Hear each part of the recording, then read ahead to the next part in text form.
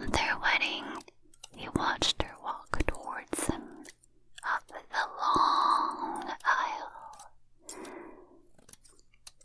She was dressed in a white gown, a white veil, and carried a bouquet of white flowers. Even her face was ivory white, but below it, around the ivory neck, was a black velvet ribbon. He remembered staring at that ribbon as the strains of the wedding march brought his bride nearer to him. He remembered the curious and shocked looks on the faces of the wedding guests. But then his eyes met hers, and he was drowning in their bottomless darkness. He didn't think of the velvet ribbon during the rest of his wedding day. It was a joyous time, and if people thought his wife was a bit strange, they kept that to themselves. That night, when they were alone, he saw that the ribbon was still there, still circling her lovely neck. "Don't you ever take that ribbon from around your neck?" he asked, hoping his question was a needless one. "You'll be sorry if I do," his wife answered. "So I won't." Her answer disturbed him, but he did not question her further. There was plenty time for her to change her ways. Their life together fell into a pleasant pattern. They were happy, as most newly married couples are. He found her to be a perfect wife. Well, nearly perfect. Although she had a great number of dresses and wore a different one every day, she never changed the black velvet ribbon. This ribbon began to be the test of their marriage. When he looked at her, his eyes would inevitably fall to her neck. When he kissed her, he could feel the ribbon tightening around his own throat. "Won't you please take that ribbon from around your neck?"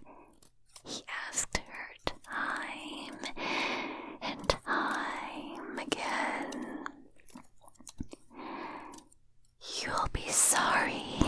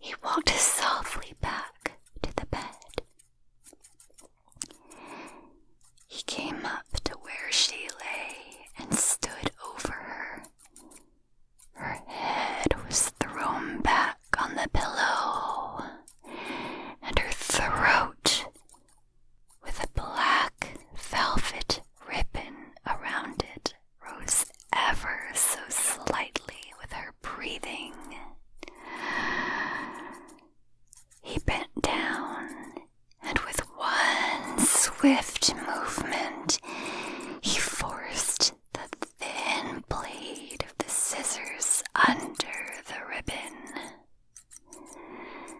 Then, with a quick, triumphant snip, he severed the ribbon that had come between them. The black velvet ribbon fell away from his wife's neck. Her head rolled off the bed and landed on the floor with a thump. She was muttering